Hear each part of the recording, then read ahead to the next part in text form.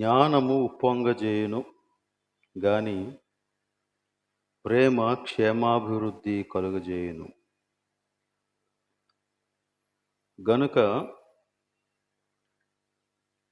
మనకి జ్ఞానము అందుతూ ఉన్న కొలది మనకున్నటువంటి ఒక టెండెన్సీ ఏంటంటే ఇతరులకు తీర్పు తీర్చేటువంటి టెండెన్సీ. అటువంటి మనస్తత్వాన్ని మనం పెంచుకోకూడదు. ఎందుకంటే దేవుని యొక్క వాక్య జ్ఞానం దేవుడు మనకి ఎందుకు అనుగ్రహిస్తూ ఉన్నాడు అంటే మనలను మనం పరీక్షించుకొని దేవుని యొక్క వాక్యానికి అనువుగా మన యొక్క జీవితాన్ని సమర్పించుకోవటానికి దేవుడు మనకి వాక్య ధ్యానం ఇస్తాడు. కాబట్టి ఏ వాక్యాన్ని కూడా ఇతరుల కోసం అన్నట్లుగా మనం భావించవద్దు. ప్రతి వాక్యం నా కోసమే అన్నట్టుగా భావించండి. నేను వాక్యం చెప్పేటప్పుడు కూడా నాకు మొట్టమొదటి ఆడియన్స్ ఎవరు అంటే నేనే. నాకు నేనే బోధించుకుంటాను. అలా బోధించుకుంటేనే నేను సత్యాన్ని బోధించగలను.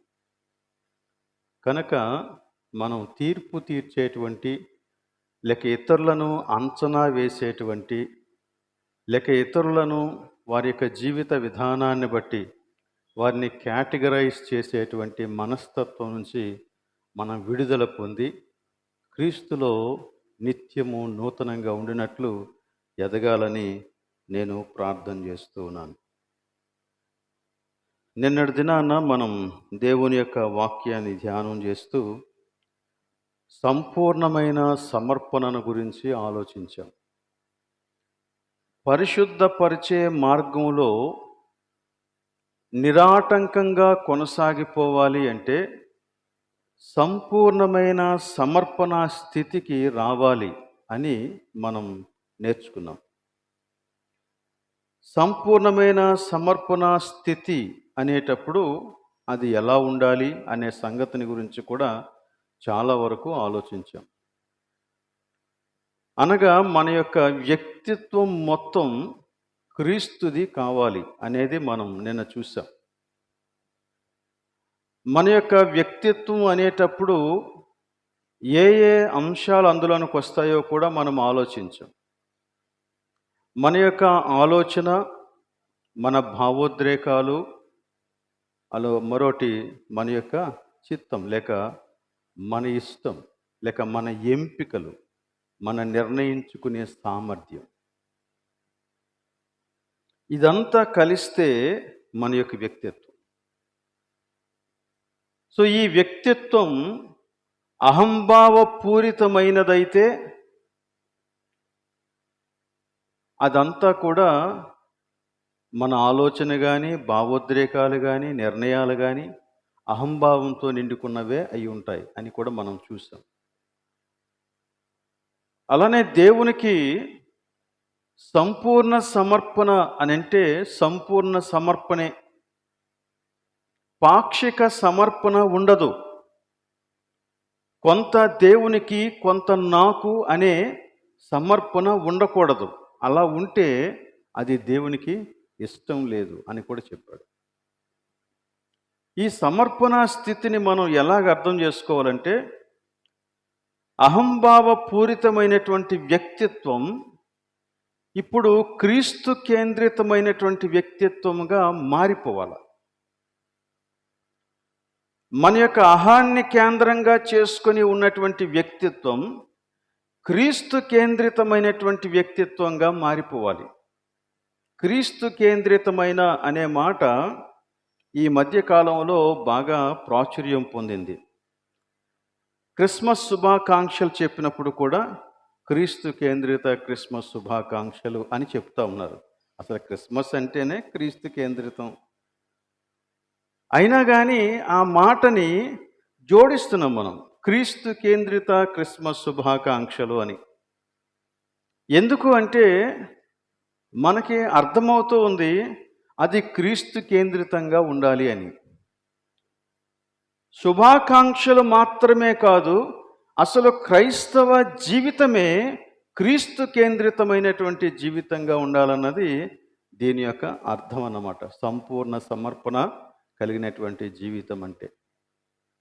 క్రీస్తు కేంద్రితమైనటువంటి వ్యక్తిత్వం ఏర్పడినప్పుడు మన ఆలోచనలన్నీ క్రీస్తు కేంద్రితంగా ఉంటాయి.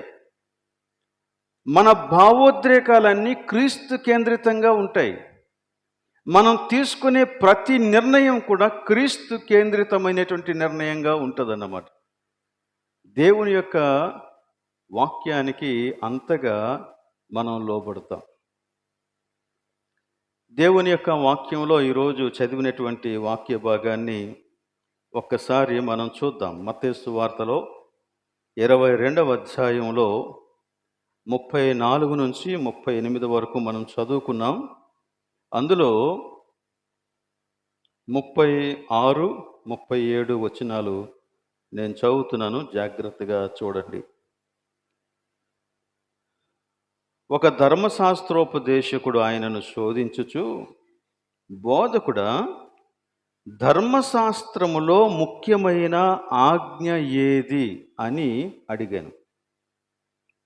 అందుకు యేసు, నీ పూర్ణ హృదయముతోనూ, నీ పూర్ణ ఆత్మతోనూ, నీ పూర్ణ మనస్సుతోనూ నీ దేవుడైన ప్రభువును ప్రేమింపవలెను అనునదియే ఇది ముఖ్యమైనది, మొదటిదియునైన ఆజ్ఞ అని యేసుక్రీస్తు చెప్పాడు.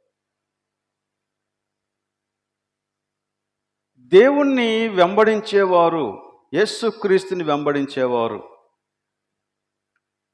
ఏ విధంగా వారి యొక్క జీవితంలో దేవుణ్ణి ప్రేమించాలో అనేటువంటి సంగతిని గురించి వ్రాశాడు. అఫ్కోర్స్ దీనికి ముందు చాలా సంభాషణ జరిగింది. ఈ ధర్మశాస్త్రోపదేశకులతో, అనగా పరిసయ్యులతో, సద్దూకయ్యులతో, వీరందరితో పాటు రకరకాలైనటువంటి డిస్కషన్స్ జరిగాయి. వాటన్నిటికీ యేసుక్రీస్తు మంచి సమాధానం చెప్పాడనే ఉద్దేశంతో ఒక ధర్మశాస్త్రోపదేశకుడు వచ్చి ఈ మాట అడిగినట్లుగా మనం ఇక్కడ చూస్తూ ఉన్నాం. అందులో యేసుక్రీస్తు ధర్మశాస్త్రం అంతటినీ ఈ ఒక్క ఆజ్ఞతో ఆయన చెప్పేశాడు అన్నమాట. ధర్మశాస్త్రం అంతా ఏం బోధిస్తూ ఉంది? దేవునిని ప్రేమించమని బోధిస్తూ ఉంది అన్నాడు. అయితే దేవునిని ఎలా ప్రేమించాలి అనే విషయాన్ని కూడా అందులో వివరంగా చెప్పాడు. 3 సంగతులు చెప్పాడు. ఏం చెప్పాడు? నీ పూర్ణ హృదయముతోనూ, నీ పూర్ణ ఆత్మతోనూ, నీ పూర్ణ మనస్సుతోనూ, ఈ మూడింటిని కలిపి ఒక్క మాటలో మనం చెప్పాలంటే నీ పూర్ణ వ్యక్తిత్వముతో నువ్వు దేవుణ్ణి ప్రేమించాలా. అంతే కదా. హృదయము నీ యొక్క భావోద్రేకాలకి నిలయం. మనస్సు నీ ఆలోచనలకి, తలంపులకు నిలయం. నీ ఆత్మ అన్నప్పుడు నిన్ను గురించే మాట్లాడుతున్నా. నీ విల్, నీ చిత్తము, నీ ఇష్టము, నిన్ను నీవు పరిపాలించుకునేటువంటి సామర్థ్యము, దాని గురించి మాట్లాడుతున్నాడు. సో గతంలో ఏదైతే నా వ్యక్తిత్వము అని చెప్పామో,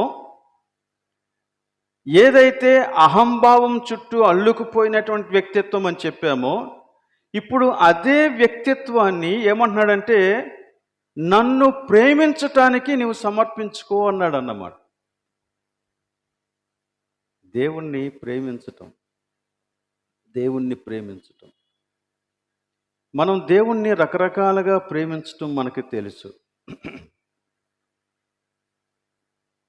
కానుకల ద్వారా, ఆరాధనలు చేయటం ద్వారా, ఇంకా రకరకాలైనటువంటి దేవుని కార్యక్రమాలు చేయటం ద్వారా. కానీ దేవుడు అవన్నీ కోరుకోవట్లేదంట. మన యొక్క మూలమైనటువంటి వ్యక్తిత్వాన్ని దేవుడు కోరుతున్నాడు. ఇది చాలా అవసరం. ఇదే చాలా అవసరం. సో, సంపూర్ణ సమర్పణ అన్నప్పుడు అహంభావపూరితమైన వ్యక్తిత్వం క్రీస్తు కేంద్రితమైన వ్యక్తిత్వంగా మారిపోవాలన్నమాట. అలా ఎప్పుడైతే జరుగుద్దో అప్పుడు నీ వ్యక్తిత్వంలోనే గొప్ప మార్పు జరుగుద్ది. సో, మనం ఎక్కువ సార్లు ఈ వ్యక్తిత్వాన్ని మార్చుకోవటానికి ప్రయత్నం చేయం. మన యొక్క బయటి మాటలు కంట్రోల్ చేసుకోవటానికి ప్రయత్నం చేస్తాం. మనం చేసే పనులు కంట్రోల్ చేసుకోవటానికి ప్రయత్నం చేస్తాం. మన యొక్క నడకలు కంట్రోల్ చేసుకోవడానికి ప్రయత్నం చేస్తాం. కానీ విచిత్రం ఏంటంటే నువ్వు ఎంత కంట్రోల్ చేస్తే అది అంత బలంగా నీలో పనిచేస్తుంది. ఆ కంట్రోలింగ్ అంతా కొద్దిసేపే ఉంటుంది, ఎక్కువసేపు ఉండదు. అందుకని దేవుడు ఇది కోరాడు. ఏం కోరాడంటే నీ హృదయముతో, నీ యొక్క మనస్సుతో, నీ యొక్క ఆత్మతో, అది సంపూర్ణం అనే మాట వినియోగించాడు. పూర్ణ హృదయముతో, పూర్ణ మనస్సుతో, పూర్ణ ఆత్మతో ప్రభువుని ప్రేమించాలి. పేతురు యేసుక్రీస్తు చెప్పినప్పటికీ బొంకేశాడు. సరే, ఆ తర్వాత యేసుక్రీస్తుని పేతురు కలవలేకపోయాడు. కారణం ఏంటంటే ఇక ఆయన సిలువ వేయబడ్డాడు. ఆ తర్వాత ఆయన చనిపోయాడు, సమాధి చేయబడ్డాడు. 3 దినాల వరకు పేతురుకి యేసుక్రీస్తు కనపడలేదు. యేసుక్రీస్తు తిరిగి లేచాడన్న విషయం పేతురికి చాలా ఆసక్తిని కలిగించింది, ఆశ్చర్యాన్ని కలిగించింది. పరిగెత్తి వెళ్ళాడు, యేసుక్రీస్తుని చూడలేదు. కానీ తర్వాత యేసుక్రీస్తు యొక్క దర్శనం అతనికి కలిగింది, ప్రత్యక్షత కలిగింది. యేసుక్రీస్తు పునరుత్థానుడైన తర్వాత పేతురుతో ఆయనే మొదట సంభాషణ ప్రారంభించి, పేతురు నువ్వెందుకు బొంకావు అని అడగలేదు. ఏమని అడిగాడో తెలుసా? నువ్వు నన్ను ప్రేమిస్తున్నావా అని అడిగాడు. ఎందుకంటే అదే అసలు విషయం. నువ్వెందుకు బొంకావు? నేను నీకు చెప్పాను కదా. నిన్ను ప్రార్థన చేయమన్నా నువ్వు ప్రార్థన చేయలేదేమి? ఇవేమి అడగల. నువ్వు నన్ను ప్రేమిస్తున్నావా అని 3 సార్లు రెట్టించి అడిగాడంట.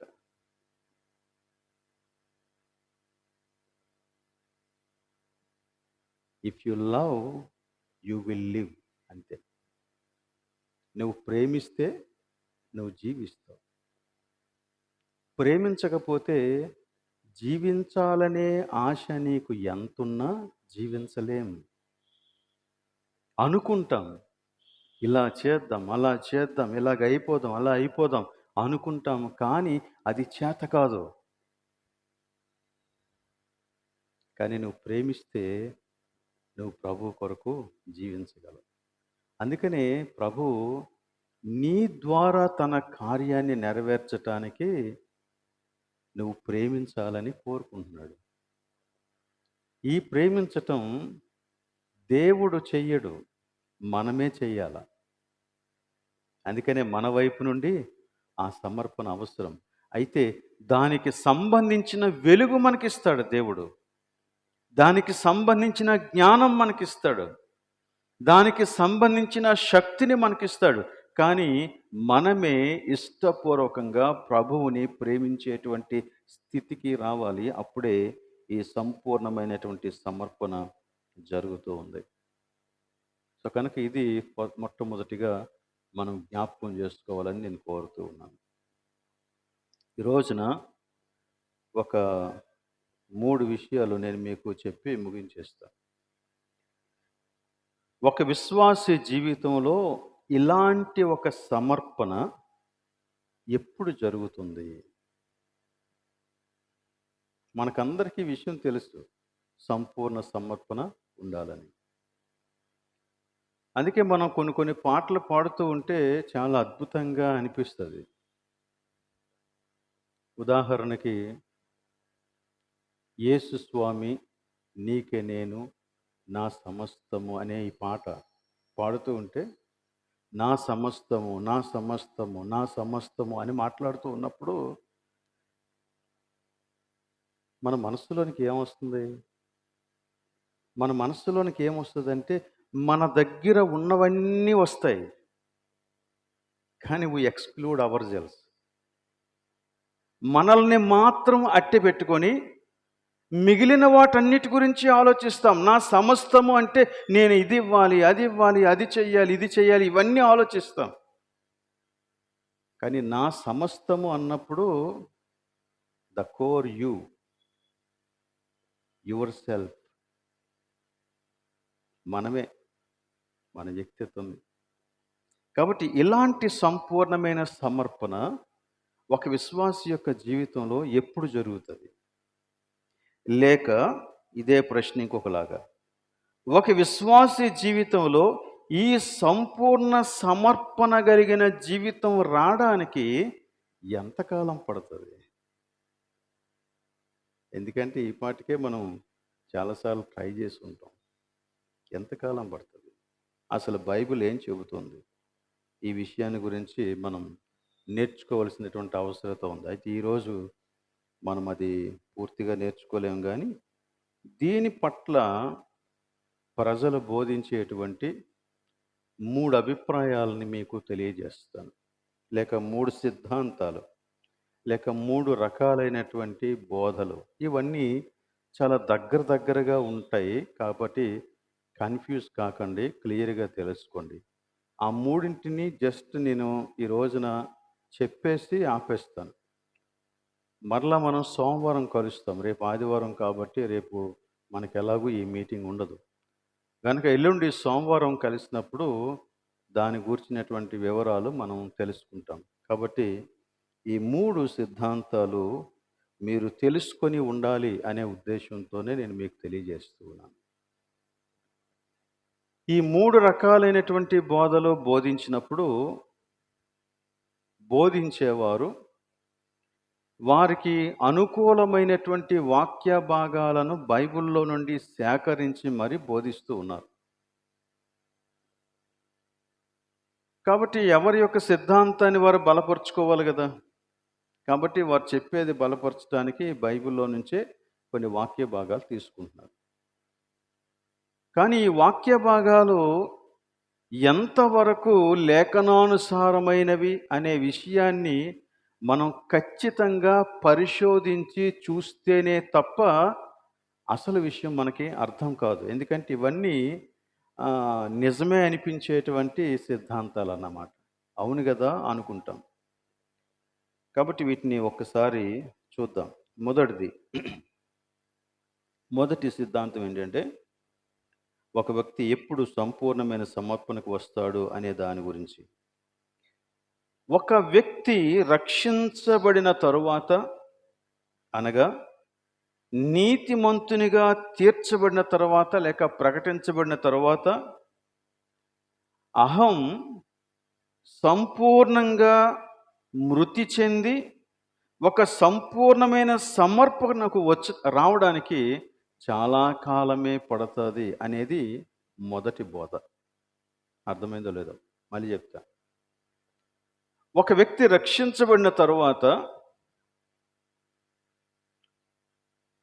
ఆ వ్యక్తి సంపూర్ణమైన సమర్పణకు రావాలంటే చాలా కాలం పడుతుంది.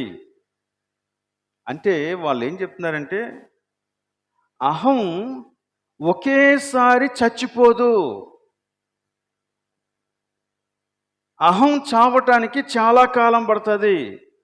అది రోజు రోజుకి ఆ అహంభావం యొక్క శక్తి సన్నగిల్లి ఏదో ఒక రోజున చచ్చిపోతుంది. అప్పుడు మనకి సంపూర్ణమైనటువంటి సమర్పణ కలిగినటువంటి స్థితిలోనికి వస్తాం. అయితే చాలా కాలం అంటున్నారు కదా. ఎంతకాలం అండి అంటే, బహుశా ఒక జీవిత కాలం కావచ్చు అని చెప్తారు. ఓకే, సో అహం చావటానికి అంతకాలం పడుతుందా? అది మొదటి సిద్ధాంతం. చాలామంది బోధించేటువంటి మొదటి సిద్ధాంతం. రెండవ సిద్ధాంతం ఇంకోటి ఉంది. అదేంటంటే, ఒక వ్యక్తి రక్షించబడిన సమయంలోనే ఈ అనుభవం కలుగుద్ది. ఏది? సంపూర్ణ సమర్పణ అనేటువంటి అనుభవం కలుగుద్ది. అనగా యేసుక్రీస్తుని రక్షకునిగా అంగీకరిస్తాడు. అదే సమయంలో యేసుక్రీస్తుని ప్రభువుగా కూడా అంగీకరిస్తాడు అనేది రెండవ సిద్ధాంతం. ఇది కూడా మనకేమీ విరుద్ధంగా అనిపించదు. ఆల్మోస్ట్ అంతా బాగానే ఉన్నట్టు అనిపిస్తూ ఉంటుంది. అంటే క్రైస్తవ జీవిత అనుభవంలో ఒకే ఒక్క అనుభవాన్ని ఆధారంగా చేసుకొని మొత్తం జీవితం అంతా ఉంటుంది. అనగా ఒక వ్యక్తి యేసుక్రీస్తుని అంగీకరించిన వెంటనే అతడు యేసుక్రీస్తుని రక్షకునిగా మాత్రమే కాదు, ప్రభువుగా కూడా సంపూర్ణమైన సమర్పణ చేసుకుని అంగీకరిస్తాడు. ఆ తర్వాత ఆధ్యాత్మిక జీవిత అభివృద్ధిలో కొనసాగుతాడు అనేది ఈ సిద్ధాంతం యొక్క విషయం. కనుక రక్షణ అనుభవంలోనే మొత్తం జరిగిపోద్దని. అది ఎంతవరకు అనేది మనం ఆలోచించవలసినటువంటి విషయమే. ఇక మూడవ సిద్ధాంతం ఏంటంటే, దేవుని యొక్క రక్షణ కార్యంలో రెండు ప్రధానమైనటువంటి అంశాలు ఉన్నాయి, లేక రెండు ప్రధానమైనటువంటి అనుభవాలు ఉన్నాయి అని చెప్తాడు. మొదటి అనుభవం ఏంటంటే రక్షణానుభవం. రెండవ అనుభవం ఏంటంటే క్రైస్తవ జీవిత అనుభవం. దీనినే ఇప్పటి వరకు మనం మాట్లాడినటువంటి లేక చెప్పుకున్నటువంటి ఆయా పదాలను వీటికి జోడించి చెబితే, మొదటి అనుభవం ఏంటంటే నీతిమంతులుగా తీర్చేటువంటి అనుభవం. రెండవ అనుభవం ఏంటంటే పవిత్రీకరణ లేక పరిశుద్ధపరచబడేటువంటి అనుభవం. ఇలాంటి ఒక రెండు అనుభవాలు క్రైస్తవ జీవితంలో ముఖ్యంగా రక్షణ కార్యంలో జరుగుతాయి అనేది ఈ మూడవ సిద్ధాంతం యొక్క సారాంశం. నీతిమంతునిగా తీర్చబడినప్పుడు ఏం జరుగుతుంది అంటే, చేసిన పాపములను అంటే అంతవరకు మనం అభ్యసిస్తూ వచ్చినటువంటి పాపములను గూర్చినటువంటి ఆ విషయం మనకి గుర్తుకొస్తుంది, జ్ఞాపకం వస్తుంది. సో చేసిన పాపములను పశ్చాత్తాపంతో ఒప్పుకొని యేసుక్రీస్తుని రక్షకునిగా అంగీకరించడం అనేది మొట్టమొదటి అనుభవంలో జరిగేటువంటిది. అలా ఎవరైతే వారు చేసినటువంటి పాపములను లేక వారు అభ్యాసం చేసినటువంటి పాపములను పశ్చాత్తాపంతో ఒప్పుకొని యేసుక్రీస్తు దగ్గరికి వస్తారో వారిని దేవుడు తన కృపను బట్టి క్షమించి నీతిమంతులుగా తీరుస్తాడు. ఇది మొదటి అనుభవం. రెండవ అనుభవంలో పరిశుద్ధపరచబడేటువంటి అనుభవం. ఇక్కడేం జరుగుద్దంటే మన యొక్క తిరుగుబాటు చేసేటువంటి స్వభావాన్ని గూర్చినటువంటి ఆలోచన ఇక్కడ వస్తుంది. దేవుని మీద, ఆయన విధానాల మీద తిరుగుబాటు చేయు స్వభావంతో నిండుకొనిన అహం ప్రభువుకి లోబడుట లేక లోబరుచుకొనుట, సమర్పణ చేయుట అనేది రెండవ అనుభవం. అప్పుడు దేవుడు తన ఉద్దేశాలను మన యొక్క జీవితంలో నెరవేరుస్తాడు. ఈ రెండు అనుభవాలు ఉంటాయనేది ఈ మూడవ సిద్ధాంతంలోని విషయం. నేనైతే ఈ మూడవ సిద్ధాంతంతో వెళ్తాను. మొదటి రెండు నాకు అంత సంపూర్ణమైనవిగా అనిపించలేదు. వాటిని గురించి మీరు ఆలోచించండి. మనం ఇప్పటి వరకు కూడా ఈ మూడవ సిద్ధాంతం మీద ఆధారపడే ఇప్పటి వరకు స్టడీస్ అన్నీ మనం చేసాం. ఇప్పుడు కూడా అదే చేస్తూ ఉన్నాం. సో, ఈ మూడవ సిద్ధాంతం చాలా అవసరం. అది మన జీవితంలో కూడా అనుభవమే. యేసుక్రీస్తుని అంగీకరించాం. కానీ అప్పుడు మనకున్నటువంటి అవగాహన అంతా ఏంటంటే, మనం చేసిన తప్పుల గురించి, పాపాల గురించే ఆలోచించాం. అదే మన ఫోకస్. సో, ఏదైనా తప్పు జరిగిందా అని ఆలోచించుకొని వాటన్నిటి విషయమై మనం పశ్చాత్తాపడి ప్రభు సన్నిధిలో ఒప్పుకోవటం జరిగింది. కానీ ఒకసారి రక్షించబడిన తరువాత అసలు పాపం అనేది ఎక్కడ కేంద్రీకృతమైందో అది మనకు అర్థమవుతుంది. అది దేవుని యొక్క పరిశుద్ధాత్మ ద్వారా, దేవుని యొక్క వాక్యాన్ని బట్టి మనకు వెలుగులోనికి తేబడుతుంది. అందుకనే ఇంతకు ముందు లేని గ్రహింపు ఏంటంటే, ఇంతకు ముందు మనం ఏం చేసామో అదే పాపం అనుకున్నాం. కానీ ఇప్పుడైతే దానికి మించి ఆలోచన చేస్తున్నాం. పాపం అనేది నా క్రియలలో లేదు, అసలు నాలోనే ఉంది అనేది. అది ఇప్పుడు మన ఫోకస్ అన్నమాట. అది సెట్ అయితే మిగతావన్నీ సెట్ అయిపోతాయి ఆటోమేటిక్. నా హృదయంలోని స్థితి, నా అంతరంగంలోని స్థితి సెట్ అయితే నాలో నుంచి బయటకు వచ్చేదంతా సెట్ అయిపోతుంది. అందుకనే యేసుక్రీస్తు ఆ మాట చెప్పాడు, హృదయము నిండుకొనిన దానిని బట్టే ఎవరు మాట్లాడను. కాబట్టి ఎక్కడ సరి చేయబడాలా? హృదయంలో. ఎక్కడ సరి చేయబడాలా? స్వభావంలో. ఏంటా స్వభావం? ఇదిగో మన యొక్క స్వంత స్వభావం అహంభావం, స్వార్థప్రియత్వం, దేవుని మీద తిరుగుబాటు చేసేటువంటి స్వభావం. అది సెట్ అయితే అప్పుడు మిగిలినవన్నీ కూడా ఆటోమేటిక్గా సెట్ అయిపోతాయి. సో ఈ విషయాన్ని మనం చూస్తాం. ఈ మూడవ సిద్ధాంతంతో మనం ఏకీభవిస్తాం. ఎందుకంటే దీనికి సంబంధించి అనేక లేఖన భాగాలు స్పష్టంగా బోధిస్తున్నాయి. మీరు సోమవారం వచ్చినప్పుడు 3 వాక్య భాగాలు చదువుకొని రండి. మొదటి వాక్య భాగం కొరింథీయులకు రాసిన మొదటి పత్రిక 2వ అధ్యాయం 14వ వచనం నుండి 3వ అధ్యాయం 4వ వచనం వరకు. మొదటి వాక్య భాగం కొరింథీయులకు రాసినటువంటి మొదటి పత్రిక 2వ అధ్యాయం 14 నుండి 3వ అధ్యాయం 4వ వచనం వరకు. మరో వాక్య భాగం హెబ్రీయులకు రాసినటువంటి పత్రిక 5వ అధ్యాయం 11వ వచనం నుండి 6వ అధ్యాయం 3వ వచనం వరకు. హెబ్రీ పత్రిక 5వ అధ్యాయం 11వ వచనం నుండి 6వ అధ్యాయం 3వ వచనం వరకు. 3వ వాక్య భాగం రోమీయులకు రాసినటువంటి పత్రిక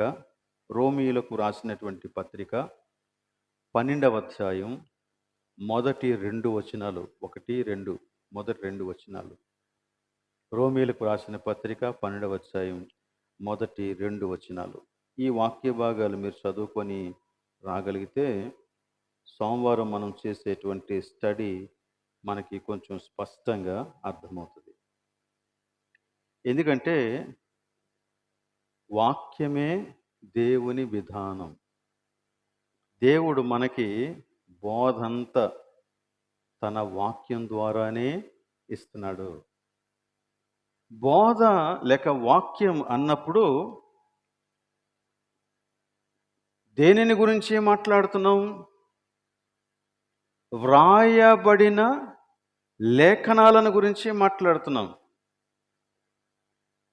బోధ లేక వాక్యం అని మనం చెప్పినప్పుడు ఈ వాక్యం వ్రాయబడినటువంటి వాక్యం ఏదది? బైబిల్. ఇందులో నుండే మన యొక్క బోధ, మన సిద్ధాంతం, మన విశ్వాసం వస్తాయి.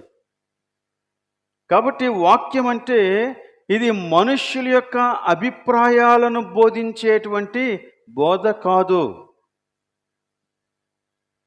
కాబట్టి ఈ బోధ మనుష్యుల యొక్క ఆలోచనలోండి వచ్చేవి కావు. కాబట్టి ఏ బోధకుని మీద మనం ఆధారపడకూడదు. కడకు నా మీద కూడా. నేను మీకు ప్రతిరోజు బోధిస్తూ ఉన్నాను. మీరు నా మీద ఆధారపడకూడదు.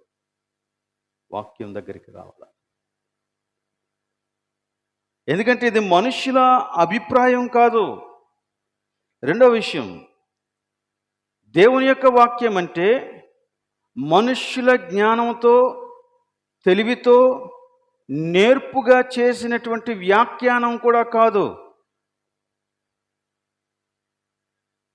కొంతమంది జ్ఞానం కలిగినటువంటి వారు దేనినైనా మీకు కళ్ళకు కట్టినట్టు వారు అనుకున్నది అనుకున్నట్టుగా చూపించేయగలరు, చెప్పేయగలరు.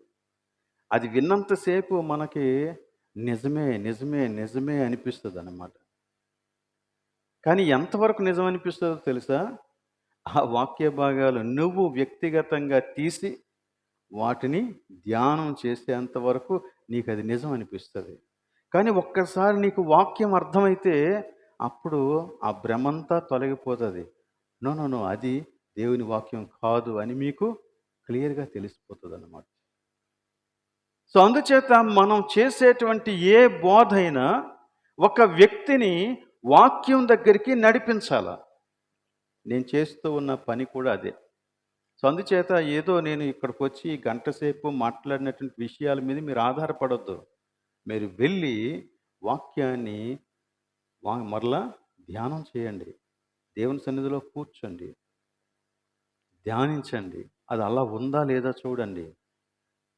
అప్పుడే మనకి క్లియర్గా అర్థమవుతుంది. అంతేకాదు మనకి ఒక విశ్వాసంలో బలం వస్తుంది. మనం దేన్ని పడితే దాన్ని అంగీకరించం. అంటే ఇంకా చెప్పాలంటే పరిశుద్ధాత్మ ప్రత్యక్షత నీకు వస్తుంది. ఈ పరిశుద్ధాత్మ ప్రత్యక్షత నీకు కలుగుతూ ఉన్నప్పుడు లేఖనాలలో వ్రాయబడినటువంటి విషయాన్ని యథాతథంగా నువ్వు తెలుసుకుంటావు.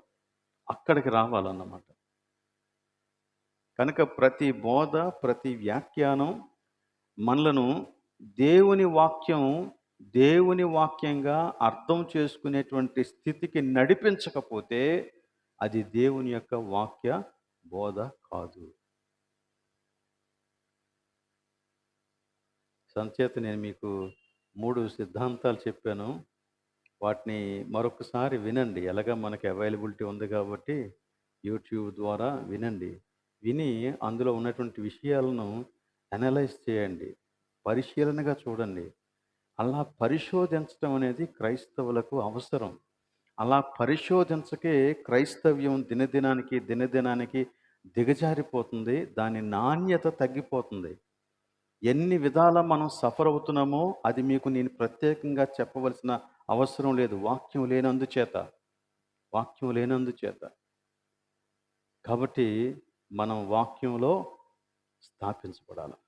మన విశ్వాసము లేఖనానుసారమైన విశ్వాసంగా ఉండాలి. మన యొక్క క్రైస్తవ జీవిత అనుభవం లేఖనానుసారంగా ఉండాలి. మనం ఏదైతే ధ్యానం చేస్తూ ఉన్నామో, ఏదైతే నేర్చుకుంటున్నామో అది ఖచ్చితంగా దేవుని వాక్యానుసారంగా ఉండాల్సినటువంటి అవసరత ఉంది. కాబట్టి మనం వ్యక్తిగతంగా దేవుని యొక్క వాక్యాన్ని ధ్యానించటానికి మనల్ని మనం అప్పగించుకుంటూ క్రైస్తవ జీవితంలో ఎదుగుదాం, సంపూర్ణ సమర్పణలో ఎదుగుదాం. దేవుడు మనకి సహాయం చేస్తాడు. దేవుడి మాటలు దీవించునుగాక. ప్రార్థన చేద్దాం. రేపటి దినం ఆదివారం కాబట్టి రేపు ఉదయం సండే స్కూలు అలాగనే ఆరాధనలు యథాతథంగా జరుగుతాయి. మన ఆరాధన అయితే 10:30 గంటలకు ప్రారంభమవుతుంది. కాబట్టి అందరూ కూడా సకాలంలో రావాలని నేను కోరుతున్నాను. మరి క్వైర్ వారు 10 గంటలకే వచ్చి పాటలు ప్రారంభిస్తారు కాబట్టి మరి వారితో పాటు కలిసి మనం కూడా దేవుని ఆరాధించేలాగిన 10:30కి ముందుగానే రావడానికి ప్రయత్నం చేద్దాం. దేవుడు అలాంటి కృప మనకి దయచేయనుగాక. లేచి నిలువబడి ప్రార్థనలో ఏకీభవించండి. ప్రేమ కలిగిన మా ప్రభు, నీ కృపచేత, నీ అపారమైన ప్రేమ చేత, దయచేత మా ఎడల నీకున్న ఉన్నతమైన ఉద్దేశ్యాన్ని బట్టి, అనాదికాల సంకల్పాన్ని బట్టి, జగత్తు పునాది వేయబడక మునిపే మా నిమిత్తమై నీవు కలిగి ఉన్న ఈ ఆలోచన యావత్తుని బట్టి ప్రభువా, మేము నిన్ను స్తుతిస్తూ ఉన్నాం, ఆరాధిస్తూ ఉన్నాం. మేము రక్షించబడులాగన నీవు యేసుక్రీస్తు ద్వారా మా నిమిత్తమై చేసిన ఏర్పాటుని బట్టి నీకు స్తోత్రాలు తండ్రి. దేవా, మేము నిన్ను తెలుసుకునుట మాత్రమే కాదు కానీ నీలో దినదినము అభివృద్ధి పొంది పరిశుద్ధ మార్గంలో ప్రయాణం చేస్తూ కడకు నీ సారూప్యతను మాలో నీవు చెక్కుటకు అనువుగా మమ్మను తీరుస్తూ ఉన్నావు గనక నీకు స్తోత్రం చెల్లించుకుంటూ ఉన్నాం. దేవా, కనికరించండి. ఇన్ని దినాలు మేము చేసినటువంటి వాక్య ధ్యానాలు మా జీవితాన్ని బలపరుస్తూ దినదినము వాటిని రూపించులాగిన సహాయం దయచేయమని ప్రార్థన చేస్తూ ఉన్నాం. మేము కూడా ప్రభువా, మనుషుల యొక్క బోధల మీద ఆధారపడకుండా నీ వాక్యములో, నీ లేఖనాలలో ఏదైతే వ్రాయబడి ఉందో వాటిని మేము గ్రహించి అర్థం చేసుకునేలాగన మాకు సహాయం దయచేయండి. మా విశ్వాసమును వాక్యములో స్థాపించండి ప్రభువా. సంఘాన్ని అట్టి రీతిగా ఎదిగింపచేయండి. ఈ వారమంతా ఎటువంటి ఆటంకము లేకుండా ఈ కూడికలన్నీ జరుగునట్లు సహాయం చేసినవాడా, మరలా మేము సోమవారం కలిసి అప్పటి నుండి కొనసాగించుతూ ఉండగా మరలా మీరే మాకు తోడుగా ఉండమని, మా యొక్క జ్ఞాపక శక్తిని ప్రభు మీరు దీవించుమని, దేవా, మేము వీటిని మర్చిపోకుండా ధ్యానం చేస్తూ మరి ఒకదాని మీద ఒకటిని అమర్చుకుంటూ మేము ముందుకి వెలులాగన మాకు సహాయం దయచేయండి. రేపు జరిగే ఆరాధనలోను, సండే స్కూల్లోను, అలానే యూత్ మీటింగ్లోను, అలానే బ్రాంచ్ చర్చ్ ఆరాధనలోను దేవా మీరే మాకు సహాయం దయచేయండి. అదే రీతిగా నీ నామం పేరిట ఎక్కడెక్కడ దేవా నీ బిడ్డలు సమాజంగా కూడి నిన్ను ఆరాధిస్తూ ఉన్నారు, ప్రతి చోట నీ కార్యాన్ని జరిగించండి. మమ్మను కూడా సిద్ధపరచండి. ఇప్పుడు మేము బయలుదేరుతుండగా మాతో నీ సన్నిధి ఉంచుమని, నెమ్మదినిచ్చి పంపించుమని ఈ ప్రార్థన మా ప్రభువును రక్షకుడైన యేసు పరిశుద్ధ నామములో అడుగుచున్నాం తండ్రి, ఆమేన్. పరలోకమందున్న మా తండ్రి, నీ నామం పరిశుద్ధపరచబడునుగాక, నీ రాజ్యం వచ్చునుగాక, నీ చిత్తం పరలోకమందు నెరవేరినట్లు భూమి మీద నెరవేరునుగాక. మా అనుదిన ఆహారాన్ని మాకు దయచేయము, మా రుణస్తులను మేము క్షమించిన ప్రకారం మేము క్షమించము, మమ్మల్ని శోధనకు తేక కీడును తప్పించుము. ఎందుకనగా రాజ్యము, బలము, మహిమ నిరంతరము నీవై ఉన్నావు తండ్రి, ఆమేన్. మన తండ్రి అయిన దేవుని ప్రేమ, కుమారుడైన యేసుక్రీస్తు యొక్క కృప, పరిశుద్ధాత్మిక అన్యోన్య సహవాసం ఇక్కడ చేరిన మనకందరకు సదాకాలము తోడే ఉండునుగాక, ఆమేన్.